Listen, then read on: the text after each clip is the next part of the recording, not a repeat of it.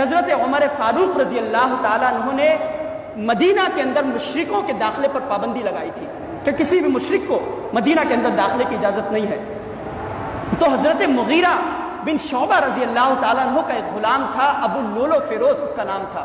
وہ مشرک تھا، مجوسی اور ایرانی تھا. حضرت مغیرہ بن شعبہ رضی اللہ تعالیٰ عنہ حضرت عمر فاروق رضی اللہ عنہ کے پاس آئے اور عرض کی کہ امیر المؤمنین میرا جو غلام ہے وہ مشرک ہے، لیکن وہ بہت زیادہ باصلاحیت ہے. ایک نہیں بلکہ کئی کام ہے جو وہ جانتا ہے، مختلف کاموں کو جانتا ہے.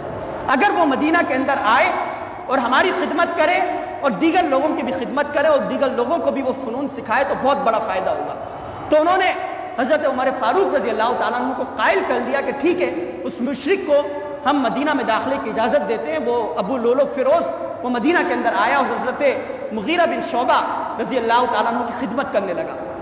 اور روایات میں آتا ہے کہ حضرت عمر فاروق رضی اللہ تعالیٰ عنہ عموماً 2 دعائیں اللہ رب العالمین سے مانگا کرتے تھے. ایک دعا کہ اللہ مجھے شہادت کے مرتبے پر سرفراز فرما، اور دوسری دعا کہ اللہ مدینہ کے اندر میری موت آئے.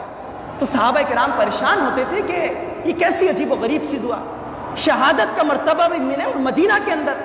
مدینہ اور مکہ تو ایسے مقامات ہیں کہ جن مقامات پر شہادت ممکن ہی نہیں ہے، بلکہ مدینہ اور مکہ کے اندر لڑائی پر پابندی ہے، اس سے باہر جا کر مسلمان لڑا کرتے تھے. تو صحابہ کرام اس دعا پر حیران ہوا کرتے تھے.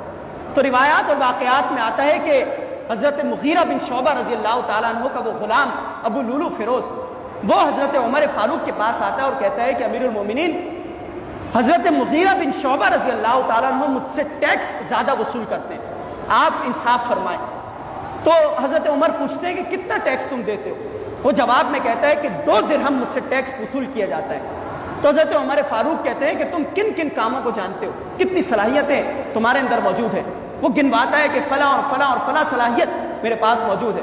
تو حضرت عمر فرماتے ہیں کہ 2 درہم اتنی زیادہ صلاحیتیں تمہارے اندر موجود ہے، یہ مناسب ٹیکس ہے. ممکن ہوتا تو اس سے زیادہ ہم تم سے وصول کرتے ہیں، لیکن یہ 2 درہم مناسب ہے. تو اس ابو لولو فیروز کو بہت زیادہ غصہ آتا ہے کہ عدل و انصاف حضرت عمر فاروق رضی اللہ تعالیٰ عنہ نے نہیں کیا. تو کچھ دیر کے بعد حضرت عمر فاروق اس سے کہتے ہیں کہ اے ابو لولو، تم میرے لیے کوئی چکی کا پارٹ بناؤ کہ جس کے میں اپنا آٹا گوندوں اور اس کے ذریعے اپنا آٹا پیسوں. تو حضرت عمر فاروق رضی اللہ تعالیٰ عنہ کو وہ ابو لولو، وہ مشرک اور مجوسی، یہ بات کہتا ہے کہ امیر المومنین، میں آپ کے لیے ایسا چکی کا پارٹ بناؤں گا کہ رہتی دنیا تک آنے والے تمام لوگ اس چکی کے پارٹ کو یاد رکھیں گے. تو جب وہ ابو لولو اٹھ کر مجلس سے گیا، حضرت عمر فاروق رضی اللہ تعالیٰ عنہ کے دربار کے اندر جو صحابہ کرام اور مسلمان موجود تھے، ان سے حضرت عمر فاروق نے فرمایا کہ یہ مجھے قتل کی دھمکی دے کر گیا. اور پھر واقعات میں آتا ہے کہ 20 ذوالحجہ حضرت عمر فاروق رضی اللہ تعالیٰ عنہ فجر کی نماز کے لیے اپنے مصلی پر تشریف لائے. صحابہ کرام موجود ہیں اور ابو لولو فیروز ممبر کے پیچھے چھپ کر بیٹھا ہوا ہے اور اس کے ہاتھ میں ایک خنجر ہے، ایک زہر آلود خنجر. حضرت عمر فاروق رضی اللہ تعالیٰ عنہ نماز پڑھا رہے ہیں، وہ ممبر کے پیچھے سے باہر نکلتا ہے اور 6 مقامات پر حضرت عمر فاروق رضی اللہ تعالیٰ عنہ کے جسم پر حملہ کرتا ہے. یعنی 26 ذوالحجہ کو حضرت عمر فاروق رضی اللہ تعالیٰ عنہ پر قاتلانہ حملہ کیا جاتا ہے.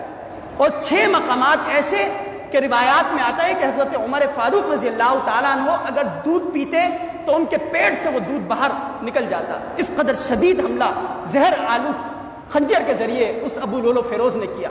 اور پھر 4 دن یا 3 دن مزید حضرت عمر فاروق رضی اللہ تعالیٰ عنہ بستر پر موجود رہے اور مرض کی کیفیت میں رہے اور اپنے زخموں کی حالت میں رہے.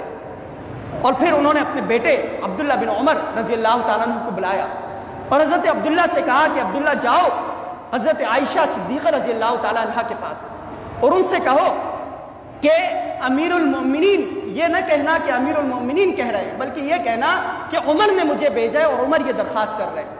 جا کر کہنا کہ عمر یہ بات کہہ رہے ہیں کہ آپ کے حجرے میں نبی کریم صلی اللہ علیہ وسلم کا روضہ مبارک ہے، حضرت ابو بکر صدیق رضی اللہ تعالیٰ عنہ کا روضہ مبارک ہے اور تیسرے فرد کے روزے کی گنجائش موجود ہے.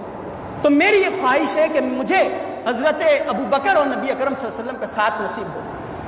تو جاؤ اور حضرت عائشہ سے اجازت لے کر آؤ. حضرت عبداللہ جاتے ہیں، حضرت عائشہ سے کہتے ہیں کہ حضرت عمر یہ اور یہ بات فرما رہے ہیں. تو حضرت عائشہ اجازت دیتی ہیں اور کہتی ہیں کہ میری بھی یہ خواہش تھی کہ مجھے نبی اکرم صلی اللہ علیہ وسلم کا اور اپنے والد محترم کا ساتھ نصیب ہو، لیکن چونکہ اللہ کے رسول صلی اللہ علیہ وسلم حضرت عمر سے بے انتہا محبت کرتے تھے، لہذا مجھے اس بات میں کوئی وہ نہیں ہے کہ حضرت عمر فاروق رضی اللہ تعالیٰ عنہ کا مقبرہ اور ان کا روزہ وہاں پر بنے۔ وہ آتے ہیں، حضرت عبداللہ حضرت عمر فاروق کو بتاتے ہیں کہ حضرت عائشہ نے اجازت دی، اور پھر واقعات میں آتا ہے کہ یکم محرم الحرام کو حضرت عمر فاروق رضی اللہ تعالیٰ عنہ وہ شہادت کے مرتبے پر سرفراز ہوتے ہیں، اور ان کی وہ دعا سچی ہوتی ہے کہ اے اللہ مجھے مدینہ شہر کے اندر شہادت عطا فرما۔